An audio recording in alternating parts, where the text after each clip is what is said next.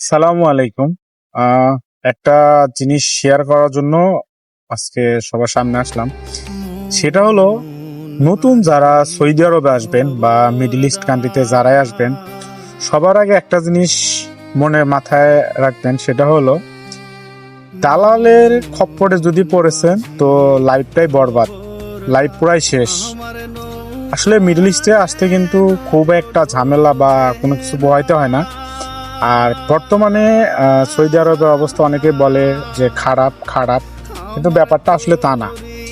আসলে যারা এই রিসেন্টলি যারা পুলিশে ধরছে বা ধরে দেশে পাঠিয়ে দিচ্ছে, তাদের আসলে অপরাধ কি সেটা জানি না, কিন্তু ম্যাক্সিমাম অপরাধ হয় যে যার যেখানে কাজ সে সেইখানে থাকে না, এক্সট্রা ভাবে কাজ করতে যায়, যা বাংলায় বলে ওভার টাইম।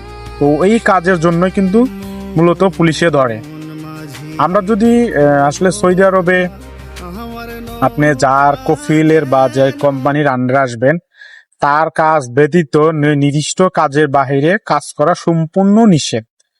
এর বাইরে যদি কেউ কাজ করে, ওই তখনই পুলিশে ধরে। তখন যদি আপনার আকামাও থাকে, সবকিছু থাকে, তারপরেও কিন্তু আপনাকে ধরবে, কারণ আপনার বাহিরে কাজ করা পারমিট নাই। যার কারণেই এই জিনিসগুলো হয়। আর দালালে বলে যে না, তোমার বেতন 600 রিয়াল হলে কি হবে, তুমি কামাইবে 3000 রিয়াল। আসলে দালাল তো দালালি, দালাল তো বলবোই